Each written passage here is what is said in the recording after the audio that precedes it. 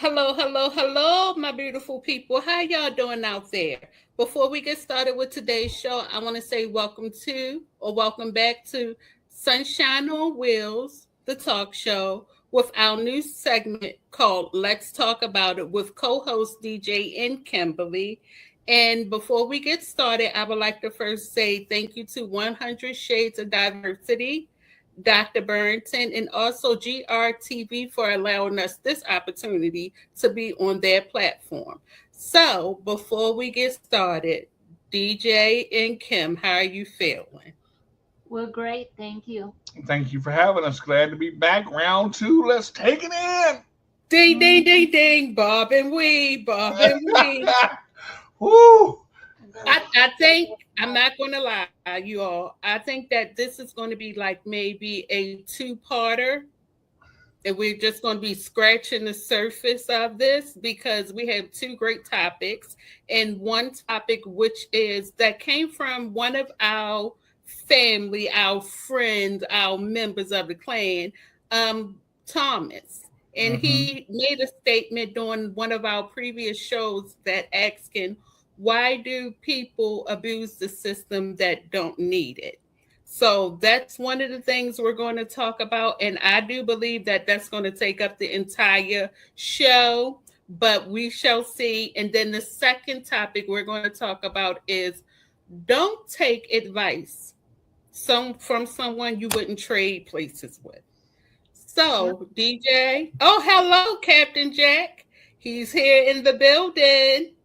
Yeah, let's go. Round one, fight. I love Captain Jack. It's amazing. Awesome. All right, so DJ, let's kick this off. Why do people abuse the system that others need the most? Well, what do you think? There's several combinations in there. Shana, if you want to bring the comments up so we can see them too, we're in private chat right now. As far as the system itself, you have to be kind of careful because there's a lot of loopholes. Now, just because there's a loophole there doesn't mean it works for you. The system was designed for everybody. And if those who don't need it take advantage of it, if you have kids and you need food stamps, get it. If you have kids and you need Medicaid, go for it. But don't just get it because it's there. I know that probably sounds like, well, if it's there, I should have a right.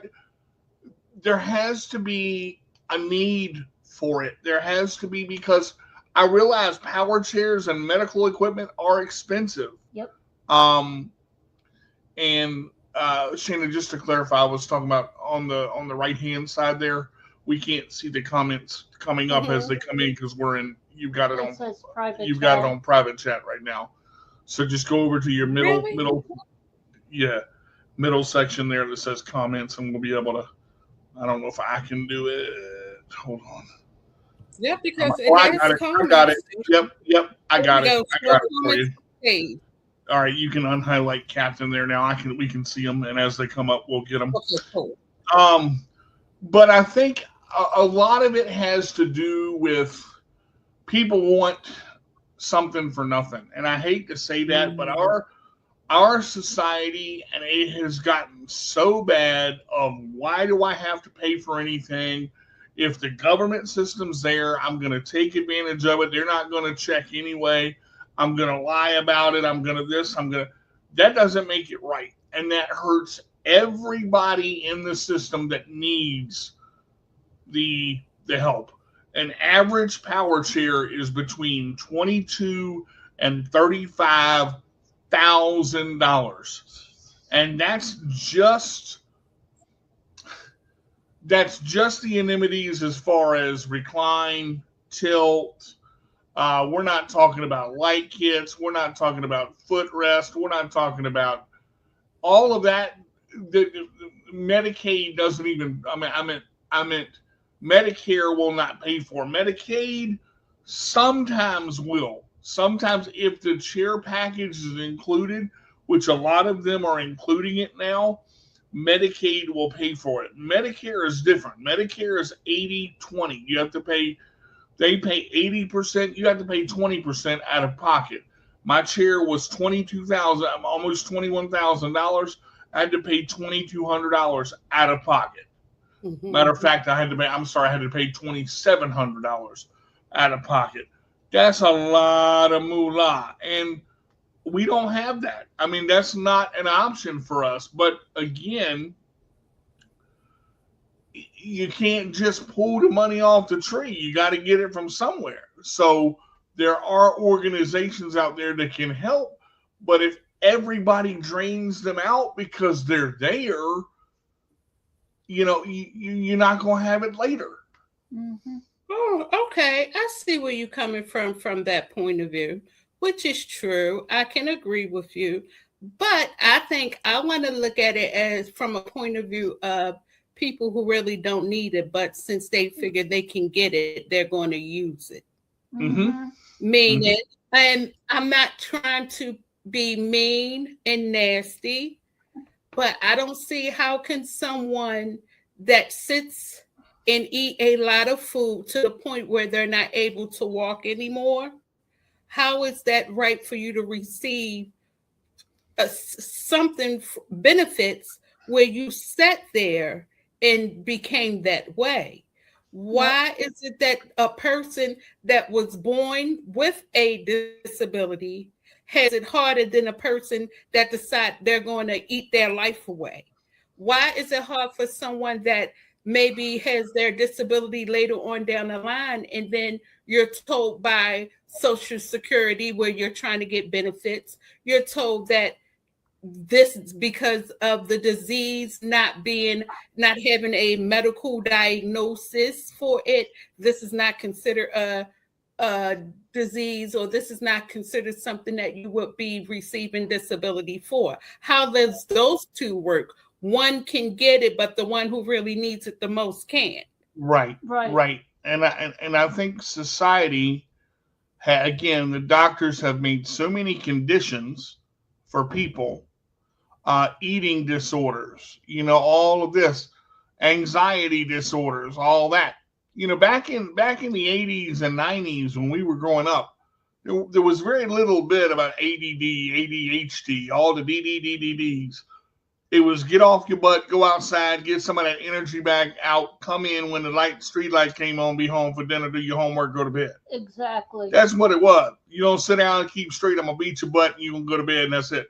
Now, I understand there are conditions and I understand there are disorders and I understand there are things that we don't know about, but everything cannot be a condition or disease.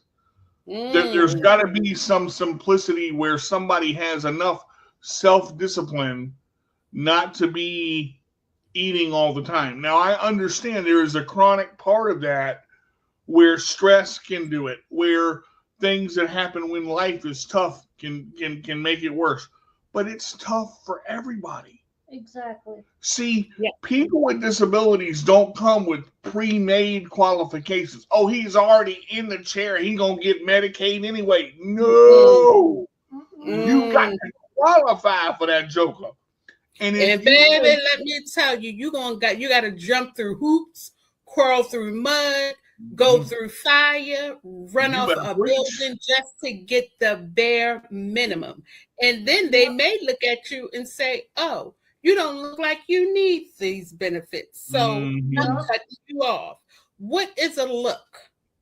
What does a look have to do with it? Since when did disability get a look? I hate that. You look like you just fine. So I guess you can see my inside too. You know how messed up my knees and ankles are? How much arthritis, bursitis, muritis, all the stuff I got? Yep. You can tell how my toes curl up underneath when I spasm? No, Jack. You better stop all that mess. Thank you. Thank you. You don't need a psychiatrist. You're just faking it. Wow. Really? That's a great diagnosis. Yeah, I mean, come on now. And some of these quackhead doctors they got, they'll write a prescription for anything. You go to the doctor right now, I'm depressed. Prozac. There you go. Now I do understand that, of course, here in America, the healthcare industry is like $1 billion industry. Mm-hmm. There is a pill for every single thing. There is something for every single thing, but yet there's no cure. Makes me wonder about that. Is it because since we have no cure, but let's keep getting money for it. Let's keep getting money for it. Instead of taking those monies and doing something right by, hey, let's help this person build a ramp in front of their home because we know their health insurance is not going to pay for it. Hey, let's help this person get a wheelchair and not have to pay a copay because they're just receiving disability. How about we just let them? But it is not done. See, part of the problem, and I know Kim can chime in on this too, is you can't. That is true. Very true. Again, Jack nailing them out of the park. It literally makes me so angry to sit there and say, you look at everything on a money qualification type of thing. Our medical field does not cure you anymore. They prolong the symptoms so you live longer and pay more money. Correct. That is what our medical system is doing. They are not curing diseases.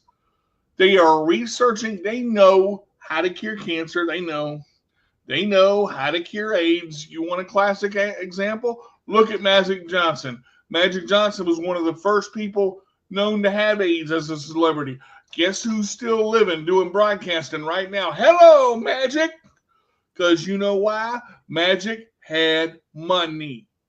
It's for money talks and BS walks. That's exactly right. 100%. That's exactly right. I want to thank everybody coming into the show. And, again, we're on Let's Talk About It. If you're the patient, then there's no money coming to the doctors and what? Pharmaceutical companies. That's it right there. Yes, that's true. That's it right there. They won't put out a cure for cancer. They won't put out a cure for AIDS. They won't because they lose too much money on medical tests, durations, x-rays, diagnosis, doctor's appointments, and medication. But what I don't understand, they would make so much. They would make money if they would just help a person get cured. I mean, hell, you paying taxes, aren't you? You're getting money that way. If you can care a person living with a disability that can get up and be able to go outside and work, wouldn't that make sense?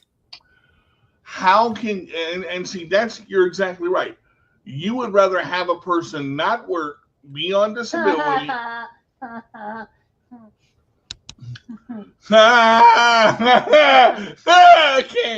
can't deal with you, Captain. You funny. They would rather have you sit home, take medication. It's just like diabetes. There are cures for diabetes from home remedies to lower blood sugar overnight. And these aren't just full-blown stuff. This is actually happening.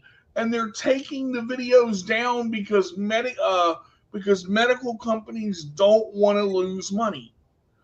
And it's sad because money is more important than a person's health, and it makes it worse. And that's why people that take advantage of the system and get it when they don't need it and all this, and you got 12 kids by 15 different baby mamas and baby daddies, and you need $12,000 to support your kids, which I get, but the government can't do all that. You've got to do some yourself. Yes. And we talked about this last week. I'm not trying to beat a dead horse here, but life is, you get out of it what you put into it. You've got to try to make an effort. You've got to try to do something with your life. If you don't, you're going to be a blob on a couch and die at 45 because you've done nothing. Correct. Absolutely. I agree with you 100% there. But I guess we will never understand it. We will never get it. like I want to go back to what you said. Like you have these women, men, whoever that has all of these children, and they figure, I guess they turned that into a business. Mm-hmm. You know, let's have 18, let's have 20 children, and let's have the system pay for it. Mm-hmm. When do the system learn to cut it off? Why is it that you can still continue to have baby after baby after baby after baby? And look, you get housing for that. You get food for that. You get health insurance for that. You get things paid for. And it's all because you're sitting up there laying on your, you know what, and having all of these children. But it's like you're getting rewarded for bad behavior. Now, someone that really needs it won't get it. And that's the name of it. And then when they cut it and shut it down, everybody suffers. And it's all because those that didn't want to get out there, that were able to do something, they decide that they're just going to sit back and eat off of the system. And now when the system starts to fight back, which makes it harder for not only those that are in the disability community, but those that are in the able community, like the senior citizens. What about those people that have limited income, but they depend on those food stamps because they can't make ends meet? Okay. You know what I'm saying? The average disability check here in Virginia is $1,400 to $2,000, depending on, talking about not SSDI, SSI for those who've worked. Okay, and I'm not trying. I make about just over $1,500 a month. Okay, now my rent by itself, our rent by itself is $1,375. Make that make sense. $1,375. So I'm supposed to live off of $1,475. That's $100. I don't even make $1,475. I barely make that. I literally, you're talking about electric, phone, food. You can't watch TV, can't have cable, can't have internet, all of that, and I got to make that on less than $100 a month. Oh, don't forget to add on all those things that you're mentioning. Sorry, but that's considered a luxury. And car insurance, life insurance. Sorry, but I want to have something for my wife when I die. I mean, come on. Great. You're not going nowhere no time soon. Not no time soon. You're right, but I gotta have something to take care of somebody. And it's sad. It's sad because they go, you can live off this. No, you can't. But they don't allow. You know, I think you can't at all. And you know what I was thinking, DJ and Kim? Maybe in my mind, this is something that I'm just coming up with, and it would be perfect. I would think that if you were someone living with a disability, and say you can work, but you really need the medical insurance, why wouldn't you be able to work but still get the health part of it? Why can't we do that? All right, let's be cheating the government then. Well, it's kind of a double. It's almost like a double dip, really, is what they're saying. But I got a scenario for you. So when I was working, okay, and I was able to get Medicaid while I was working, and they did not look at my income. I made $1,200 a month plus commission. I made almost $600 a month commission because I was top in sales. Okay. I was bringing home close to $3,400 a month. And they did not look at my income where I was able to keep my health insurance. When I stopped working and made less money, not even a third of what I was making, they started looking at my income and saying, now we're going to penalize you. Now you lose your Medicaid. Now you lose this because you're not you're not your income is too high. What income? That's all I want to know. What income? Exactly. Let me know what income. The state is the one that gives you the money and determines how much you get based on what you work. So the state saying my income is too high? Are you kidding me? I mean, forgive us for having to eat. Forgive us for having to wash our clothes. Forgive us for having to have a roof over our heads. Forgive us for having to pay for electricity. Forgive us, forgive us, forgive us. But golly, enough is enough. People out here struggling. People are out here suffering. Those in the disability community can't get much of anything. But you can come with your disability of overeating, and now that's considered a disease, and you can get paid for that. No, you need to get up and go get a job. Get a job. One person I heard say that sometimes people use disabilities for an excuse to not do. Exactly. That happens far too often. You see, your and I's case. All right, let's take somebody like Captain, for example. And I don't think he would mind me sharing this.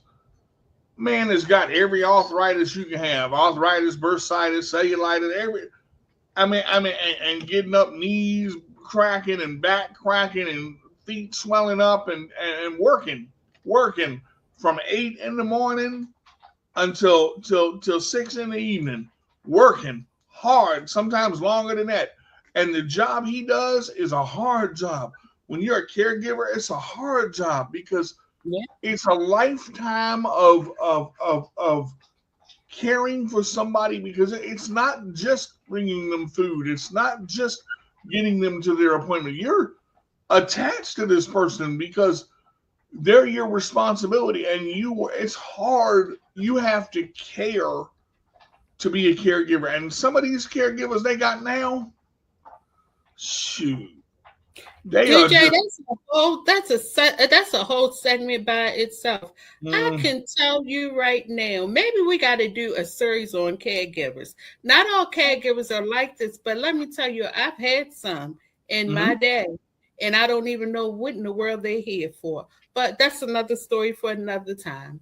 Continue on. The other thing I was going to say, and Kim and I were talking about this the other day, in your situation where your disability was brought on after having your daughter, and it clicked in. I mean, that way you didn't know anything about it. You were on the go, full throttle, bam, going, and boom. It hits you like a dodgeball straight in the gut that you weren't ready for. Go to work one day and can't get up off the ground. I said, wait a minute now. Wait a minute. And this is not a debilitating disability? You want to tell me that cerebral palsy doesn't get worse as you're older? It does. Hello. And it doesn't even matter if you're a walker or not, because I'm able-bodied for the most part. And it's, as I got older, I used to be on the road 24/7. Nothing would slow me down. Now that I'm 40 years old, every part of my body hurts in places I didn't even think was possible anymore. And now I can't walk far distance, and I actually have a chair as well. And yeah, people with cerebral palsy, a lot of us can walk, but a lot of us are in wheelchairs as well. And the looks I get when I decide to stand and take a few steps to stretch, when we're working and selling, our bracelets and stuff like that, people look at me like I'm crazy, and they're like, "Oh, you can walk. Why are you using a chair? Do you really know what's inside my body? No, you don't. Please respect that." Right. See, that's kind of what we were talking about earlier. The chronic pain that keeps you up at night, you can't measure that. The chronic pain to where when your muscle spasm and your legs lock and you can't move, you can't measure that. Yep. Medical equipment can't sit there and say, how much do they get for that? For overwhelming nights that you're hurting so bad you're crying. and you're taking your medicine to begin that's your prescribed, and it takes the edge off. But on a night that you're hurting, it don't matter. Yeah. It don't matter. Medication don't do SHIP. I'll tell you that right now. And that's one of the things. Right. And it makes me so hard, so sad to sit there and go, well, why don't you try this? Why don't you? I don't pop pills. Mm-hmm. I don't smoke weed. I don't smoke marijuana. I don't smoke any. I don't drink. I don't do any of that crap. I don't need it. Don't want it. Thank you very much. Clean wife, a clean life, happy wife, clean life. Thank you very much. That's where it goes. Clean wife. And that's all I need.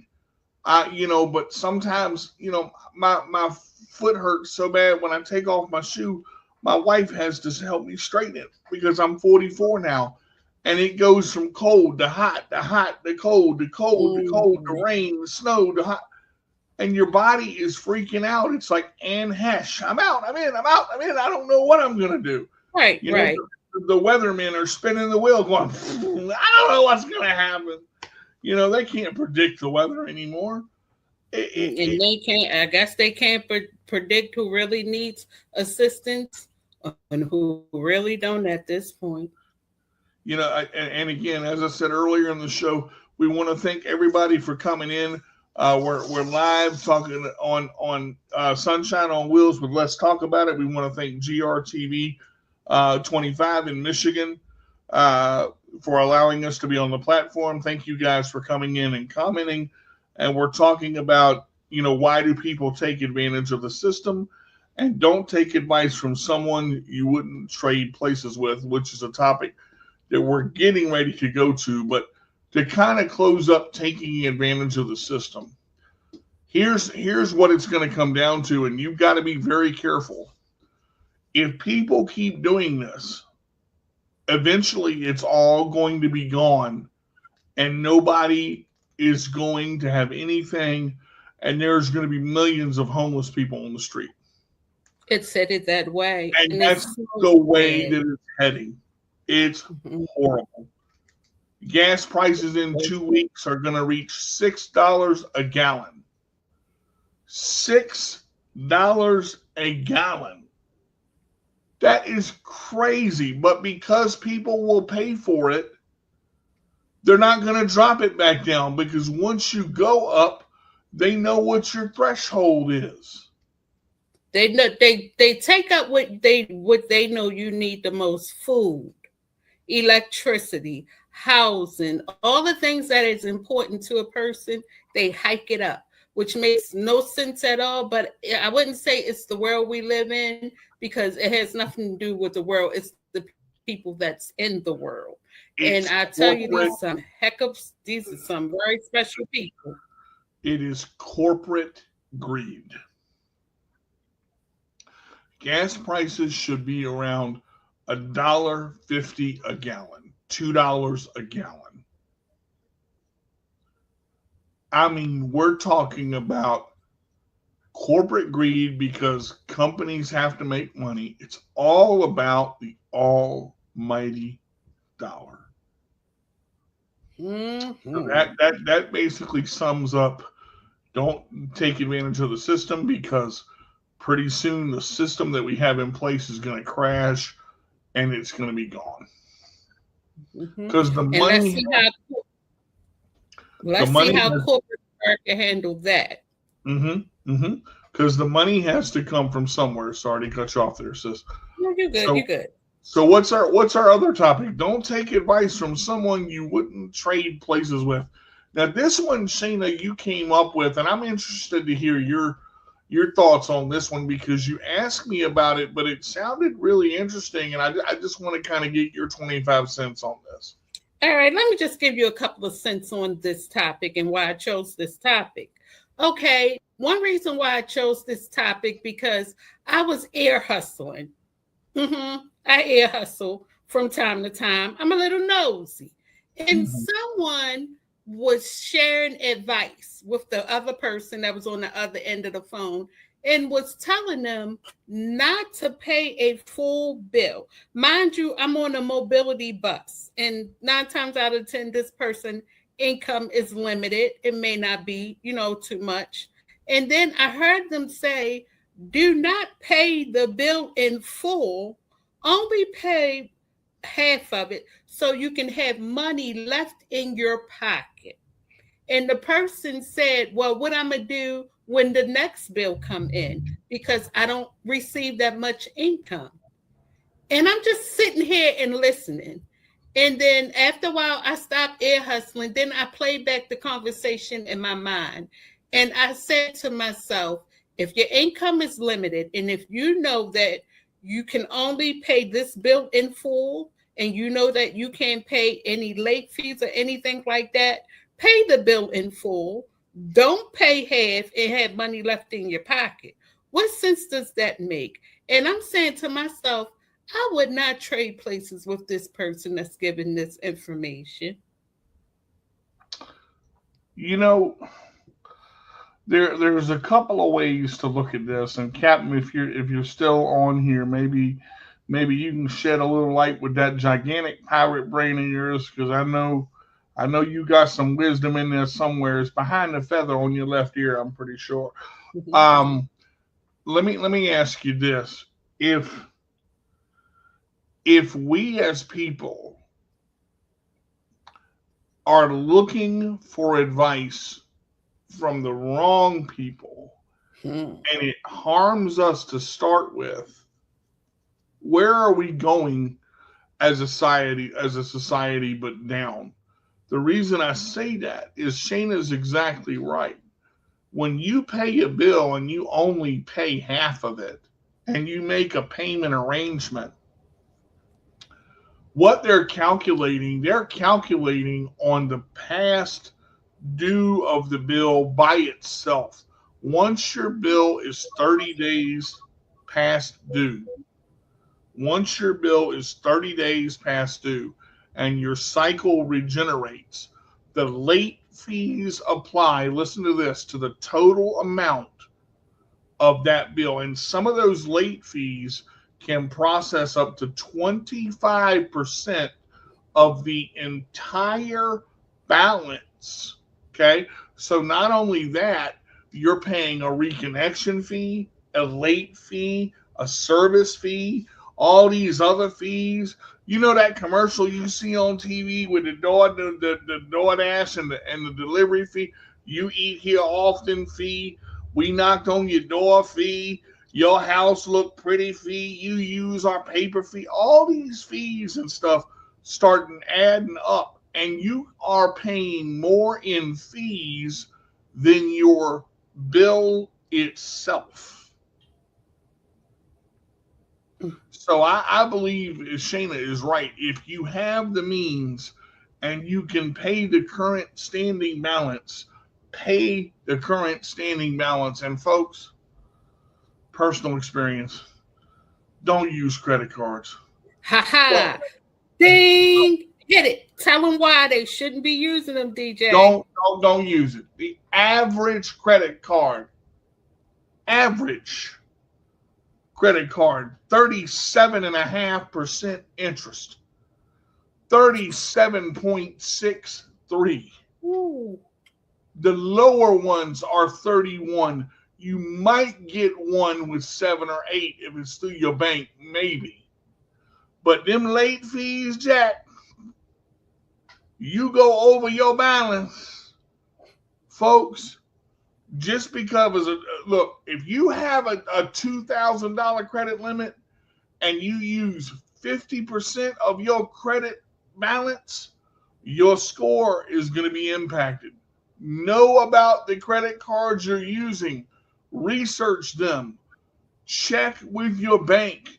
See what doesn't impact you with late fees and things that you buy that automatically renew without telling you. Because these fees add up. I've got 3 credit cards right now that are active. 2 of them are closed. And I'm paying on the closed ones to get them out of here. My score was down to a 400. Oh, no. I've had to bring my credit back up. I'm at a 633 right now because I've had to work I was at an 806.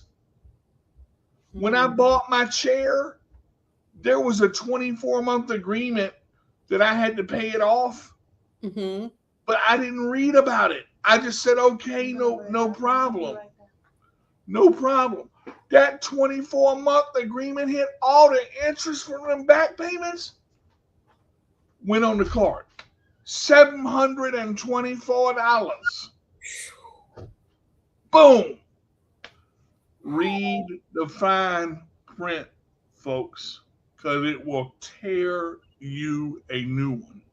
And I say it like this: do not take advice from someone that is in the same position as you. If you want to get advice from anyone, make sure it's advice from someone that you look up to, someone that can give you a knowledge, can give you advice to help you get ahead in life. Not from someone that's sitting down here beside you and they don't have two pennies to rub together and then going to tell you not to spend all your money on a bill. So I know they're struggling if they're telling me not to do this. So I know they are struggling. I'm telling you, this is the year where I refuse to take information from someone that is not doing better than me. I refuse to be a human trash can just collecting all their dirt, dust, and debris and not getting ahead in life. I refuse to allow myself to get that way. I'm looking at someone that's a homeowner. I'm looking for advice from a homeowner. I'm looking for advice from someone that has a financial portfolio. I'm looking for advice from someone that has financial literacy. I'm looking for advice from someone on how to be healthy and how to heal. That's what I'm looking for in life. I don't want you coming to me and you don't have $10 in your bank account. I don't want you coming to me when you can't even buy yourself a 99-cent lollipop. I do not want you coming to me if you don't even know where you're going to live at next month because you refuse to pay your rent in full. I don't want to be around people that cannot help me elevate and get to the next level. And I want to be able to do the same for that next person. I'm not going to give you advice on how to be a man. I don't know how to be a man, but I can give a woman advice on how to be a mother because that's what I've done. And that's what I've done so well and take great pride in that. So I can give you advice on things and hope that you take it. But my thing is, don't give me advice if you know you ain't doing it yourself. The only thing I want advice in is something you're succeeding in. I don't want advice in something that you're struggling with, having trouble with, walking on the railroad tracks trying to find a stick to kill a bird. I don't need you to hunt for me. No, I got that. I will take financial advice from a couple of men. There's a young man that's out there on the internet right now, and he's got a system. His name is David Ramsey, and he is one of the smartest people.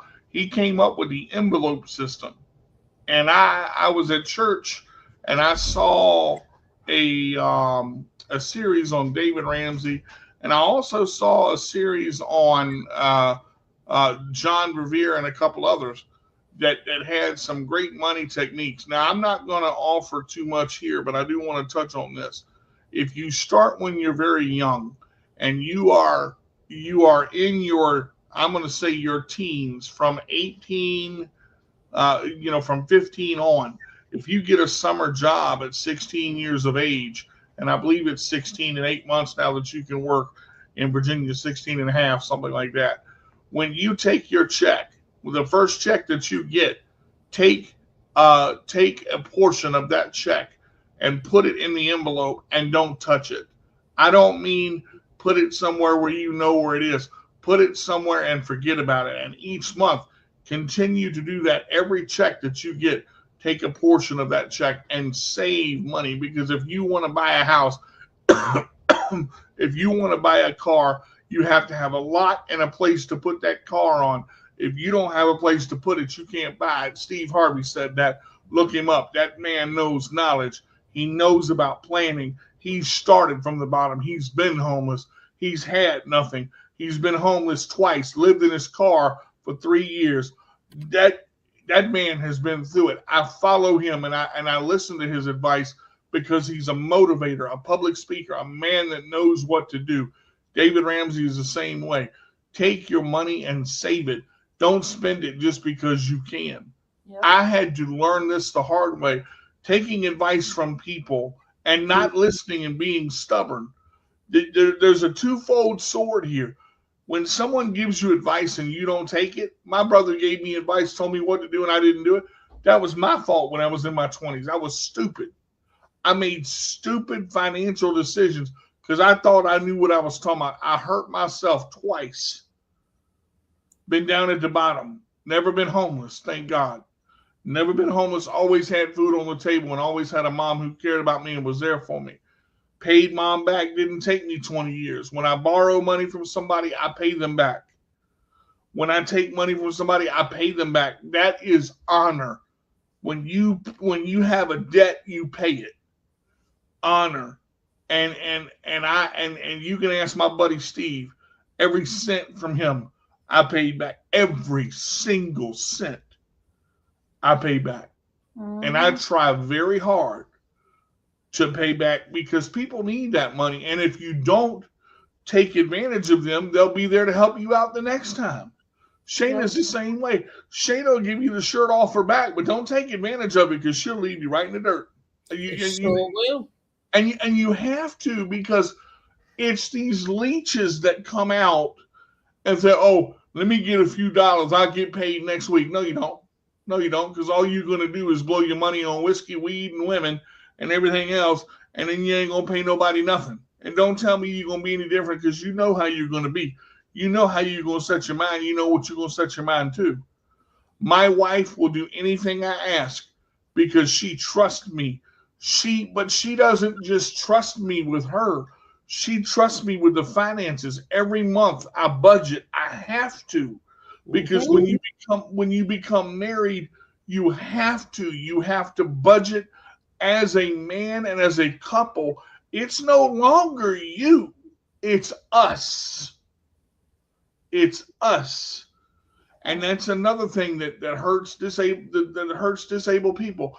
When they get married and their income combines, even if they have separate bank accounts, disability and social services look at that and they penalize them for getting married. They penalize them for getting married. You know what, DJ? I got to say something here. Is it me or is it that the system don't want you to be happy? They want you to, one, depend on them, and two, always struggle. Right. The system doesn't want you to succeed. It has nothing to do with happiness. The system could care less about happiness. The system doesn't want you to succeed. It wants you to stay under its thumb so it has control of you, and you have to depend on it. Good. Now, I want to go back a little bit when you said Dave Ramsey and being young, and saving from being young. Now, my cousin Karina, what I love about her, she's my daughter's godmother. And what I love about her is that instead of buying my children toys and gifts for Christmas, she was giving them Dave Ramsey books to read for children. She was giving them she gave them like a Dave Ramsey game board, a game board that we all played together. And I can honestly say that what she did for my children has broken generational curses, because my son and daughter now at the age of 19 and 20, they have more money saved up than an average adult. Granted, my children were working at the age of 15 and a half. You got that one right. You're going to work around here. You got to pay your part. If you want a cell phone, you got to pay for it. If you want nice things, you're going to have to pay for it. I love that. Therefore, you have to work. And when my cousin Karina instilled in my children about Dave Ramsey, it made me look back and think, I wish I would have started before this. But to watch my children and to see what they have saved taught me how. Now I'm taking advice from them. That's who I'm taking advice from, my children. Well, what you think I should do with this? How should I do that? I'm taking advice from them because obviously they got it down packed now. And it's true. You have to start while you're young. So I'm taking advice from them at this point now. That's who I'm following, y'all. Them. You know, the amazing thing is when you talked about Karina, I remember when you first told me about her doing the Dave Ramsey board and the Dave Ramsey book.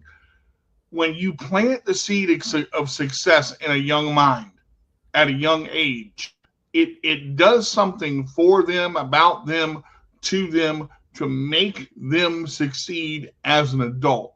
Now, what is happening is when you get good vibes and good impressions and good goals set at an early age, you have the outcome of taking the money that you earn and quadrupling it. And even more and more and more, make it better, make it bigger, make it faster, make it more, because you're doing the right thing at the right time, and you're saving while you're young. You're making it happen while you're young. If you don't do that, if you wait too long, I waited too long. You can still do it, and it's harder, but I waited too long. I should have saved, because you're right. If you want to pull your weight around here, you're going to work. If you want those $900 shoes, you're going to pay for those $900 shoes. To realize how many hours it takes to earn money to get those $900 shoes. And when you get that bank check and you go, well, daggone, they took $400 out in taxes. Holy moly. I don't want no $900 shoes. Give me the Payless shoes over there for $29.99. You're going to realize real quick when you save $900 and you go, hey, I can get myself a used car with this. It's only got 2,000 miles on it. I don't need a new Mercedes-Benz. Make good financial decisions. Take good financial advice.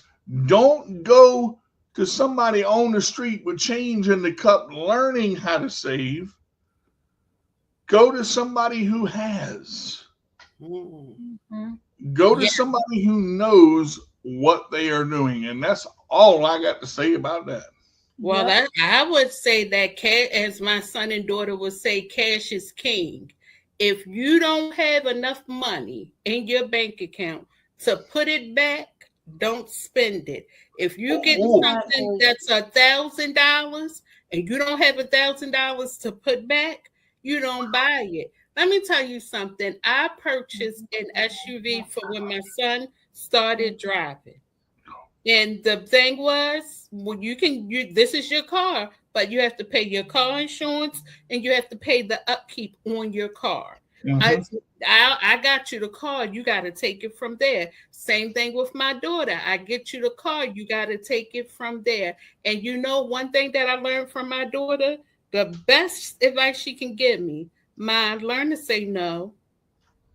Learn to say no. Stop trying to break yourself to help somebody that not going to help you if you need it the most. My daughter at the age of 15 taught me how to say no. And that is valuable. That's probably the most valuable piece of advice a mother can learn, because these kids nowadays, mama, give me, mama, I want, I need. First of all, learn the difference between a want and a need. You got clothes on your back, food in your belly, and a roof over your head. That's all you need. I want Applejack cereal. Do you see this name brand right here? Do you see this name brand right here? This is $5 a box. Go over here to this bag cereal right here where it says apple dumplings, and look at the savings that you're going to save right there for $3.69 versus $6 and something a box. You better learn quick. Hello. Yes, absolutely. People want name brand everything.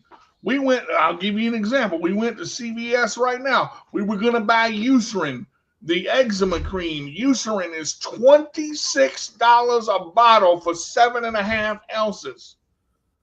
I'm sorry, 12.5 ounces. We looked at the ingredients on the Eucerin bottle, went with the CVS off brand, and the CVS off brand had the same percentage of that number one ingredient that Eucerin has, and the difference was $11.66. Well, I've always learned, DJ, that the only thing that's different is that these companies are slapping their labels on things. It's all the same. They're just slapping their labels on it. It's brand. That's all it is. It's all. That's it, and that's all. So that's another thing. I'm not taking advice from someone that got a closet full of clothes, nowhere to go, and ain't even got money to put in your gas tank. Don't give me no advice. I don't want nothing from you. Because you can dress. You got the minks, you got the leather coats, the crocodile, the Coach, the Herman's bags, Birkins. You got all of that, but you can't find $10 to put in your car. What sense does that make? I don't want to learn how to dress. I want to learn how to keep my money in a savings account where it's going to grow, learn to invest. I don't want it to be sitting in a closet collecting dust.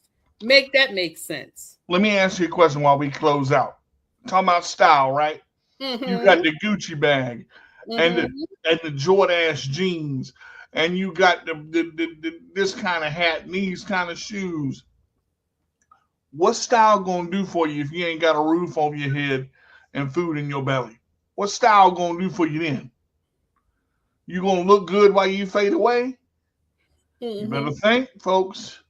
You gotta make financial decisions. You got to put your needs ahead of your wants. You got to pay the bills first. I am so glad that my school and my mother taught me how to budget. I roughly now, with my wife, can squeeze between $125 and $150 a month to save, and that's hard. Not counting food, okay? Food is different. You got to have food too. Now the food stamps are gone. That 125, whoop, wiped out. Yes. Because that goes toward food now. It's very difficult to save when you're on disability. Very difficult. Wow. That's all. Go ahead, bro. What are we going to do next week, Shana? What do you think? What are we going to talk about next week? That's a good question. I'm thinking about next week, we can talk about caregivers. The good and the bad. The good versus the bad. Caregivers, the good versus the bad. I think we should do an episode on how foster parents, they take advantage of their foster child, especially if they have a disability, and like to claim them as their own when they're using the system just to get the check from their child and being an adult. Okay, that's where my wife just took the ball and hit the ball out of the park. Y'all see that? Because they've done it to me. And until I moved here with my husband, which is 4 years ago, going on 5 years. Yep. They took advantage of me, and I didn't know any other way because they told me I live under their roof. They get my check. Kind of find out it wasn't that way. I think we're going to talk about that. And you know what, Kim? That's what we're talking about next week. And to add on, let's talk about those caregivers, family members, and friends who only get those clients to take the money from them, but don't provide the care that they really supposed to get. So it's just like a money grab. Money. You'll sit me in a corner with a pissy diaper or pee-pee diaper on, but you'll go and collect my check and won't clean my butt. Oh, it's on next week, y'all. Y'all put your boxing gloves and helmet on next week because we hitting it next week. Oh, Captain Jack said, it's on. You right. Damn right, Captain Jack. It's on like popcorn. Now we are at what we got now? It's 5:12. We almost on our way out of here. Is there any last remarks you would like to make, you guys, DJ and Kim, before I close us out? You know, I don't want to sit here and say bad things about the system entirely because it's the only system we have. But to make it better, we have to stop taking advantage of it. People have to stop taking advantage of it when you have the capability to work. Okay, if you have the capability to work, don't let someone tell you you can't work because you can't do this, this, and this. Go out there and try. Put out resumes. Go out and read about being an author. Read about writing a book. Read about you want to write about it. You want to talk about it. Go talk to your Congress. Go talk to your senator. Let them know what's going on in your area.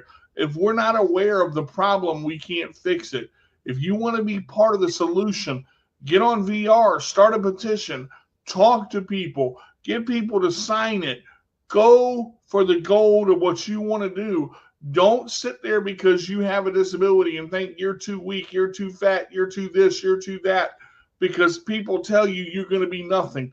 People will talk down to you your whole life because you have a disability and tell you what you will never be. I took that and I showed them. My mother and family lifted me up. Most of my family lifted me up. For the ones that put me down, I stepped on top of their heads and popped them into the ground. And that's what you got to do. Yep. You've got to be the one to fight for yourself. You have to learn to be your own advocate. You got to stop depending on people to do stuff for you.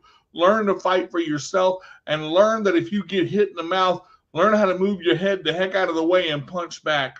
You've got to learn to counter. We were talking about it, bob and weave earlier when we came on the show. That's not just that's not just a way to move. That's a way of life, because life is like this. Life is up and down and up and down. A roller coaster. It don't stay the same. So I'll tell you this. If you want something, don't sit on your butt and think it's going to be handed to you because you got a disability, because people are going to feel sorry for you. People stopped feeling sorry for us a long time ago. I don't care what skin color you got. I don't care what disability you got, whether it's Down syndrome, cerebral palsy, spina bifida, Lou Gehrig's disease. There are foundations out there. Research. Find out. Talk to people. Get the help you need and fight for your right to live and succeed and be the person you want to be. Stay tuned next week for Let's Talk About It. The parents and people that take advantage of their kids through adoption, and the people that take advantage through caregiving. Round 2 is going to be a dinger. Come get it next week on Let's Talk About It. We want to thank GRTV 25 in Michigan. We want to thank all of our viewers tonight for tuning in on our platform on Facebook. We want to thank Shana, Ms. Sunshineonwheelz herself, my co-host, my wife, all of our viewers. Captain Jack, bring the magic. Come on back with us and pirate yourself right on in here again next week. 3 o'clock Eastern time. We're probably going to start about 1, because we found that doing it a little earlier is a little easier for us. So tune in next Friday at 1 p.m. Eastern time for Let's Talk About It with Sunshineonwheelz, ShanaThomas, and D to the J with the Rollaway, and bim, bada, bim, bim, bim, Miss Kim. Go with it. We love y'all. We out. Peace. All right, y'all. I want to say again, thank you all very much. And before I hit the end on this, I would like to thank 100 Shades of Diversity, that platform, as well as GRTV 25 and Dr. Barrington for allowing us to be a part of this journey and for allowing us to use your platform. So I see you all next week. We'll be back with another one. All right. Y'all have a good one. Peace.